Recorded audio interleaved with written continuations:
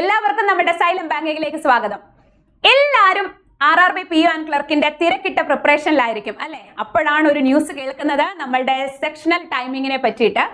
Already നമ്മുടെ notification വന്ന സമയത്ത് നമ്മൾ എല്ലാവരോടും പറഞ്ഞിട്ടുണ്ടായിരുന്നു ഈ വർഷം സെക്ഷണൽ ടൈമിംഗ് ഇൻക്ലൂഡ് ചെയ്യാനുള്ള ചാൻസ് ഉണ്ട്. അതിന്റെ ഒരു ഹിന്റ് അവർ നോട്ടിഫിക്കേഷനിൽ കൊടുത്തിട്ടുണ്ടായിരുന്നു.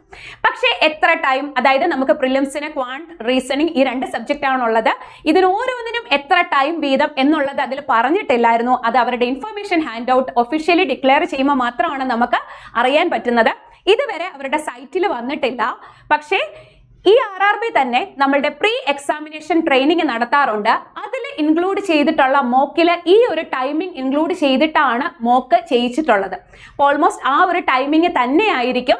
അത് ഇന്ന് തൊട്ട് ഏത് ദിവസം വേണമെങ്കിലും നമ്മൾ നമ്മുടെ അഡ്മിറ്റ് കാർഡ് പ്രതീക്ഷിക്കാവുന്നതാണ്. സോ അഡ്മിറ്റ് കാർഡിൽ ഉറപ്പായിട്ടും നമ്മളുടെ ഈ ഒരു സെക്ഷണൽ ടൈമിങ്ങിനെ പറ്റിയിട്ട് ഡീറ്റെയിൽഡ് ആയിട്ടുള്ള കാര്യം ഒഫീഷ്യലി അവർ ഡിക്ലെയർ ചെയ്യുന്നതായിരിക്കും. ഓക്കെ, അപ്പൊ നമ്മളുടെ ഇപ്പൊ വന്നിരിക്കുന്ന ടൈമിംഗ് എന്ന് പറയുന്നത് നമുക്ക് 2 സബ്ജക്റ്റ് ആണുള്ളത് അല്ലെ? Numerical ability and reasoning. കഴിഞ്ഞ പ്രാവശ്യം വരെയും നമുക്ക് 40 ക്വസ്റ്റ്യൻസും 40 മാർക്കും, ഈ പ്രാവശ്യവും അങ്ങനെ തന്നെ. പക്ഷെ കഴിഞ്ഞ പ്രാവശ്യം രണ്ടിനും കൂടെ നമ്മൾക്ക് എത്രയായിരുന്നു? 45 മിനിറ്റ്സ് ആയിരുന്നു.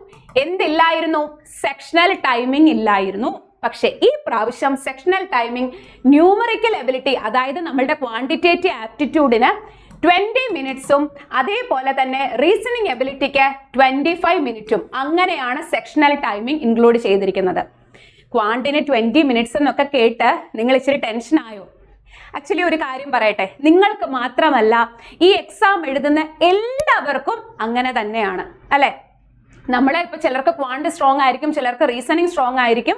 അതിനനുസരിച്ചിട്ടായിരിക്കും നിങ്ങൾ ഇതുവരെ നിങ്ങൾ മോക്ക് ചെയ്തിട്ടുണ്ടായിരുന്നത്. അപ്പൊ ടെൻഷൻ അടിക്കേണ്ട കാര്യമില്ല. നിങ്ങൾക്ക് മാത്രമല്ല, അതാദ്യം നിങ്ങളൊന്ന് മനസ്സിലാക്കുക, നിങ്ങൾക്ക് മാത്രമല്ല എല്ലാവരും ഈ ഒരു കാര്യം ഇപ്പോഴാണ് അറിയുന്നത് അല്ലെ?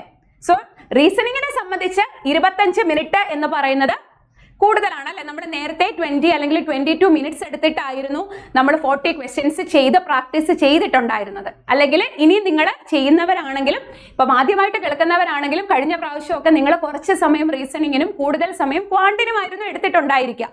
പക്ഷെ ഈ പ്രാവശ്യം നേരെ തിരിഞ്ഞാണ് വന്നേക്കുന്നത്. 20 മിനിറ്റ് മാത്രമേ നമ്മൾ ബാക്കിയുള്ള എക്സാംസ് എഴുതില്ലേ? അതായത് IBPS clerk, SBI PO, SBI clerk, RBI assistant, IBPS clerk, അവിടെയെല്ലാം നമുക്ക് 35 ക്വസ്റ്റ്യൻ ആയിരുന്നു 20 മിനിറ്റ് എങ്കിൽ ഇവിടെ 40 ക്വസ്റ്റ്യൻ ആണ് ഈ ഒരു 20 മിനിറ്റ്.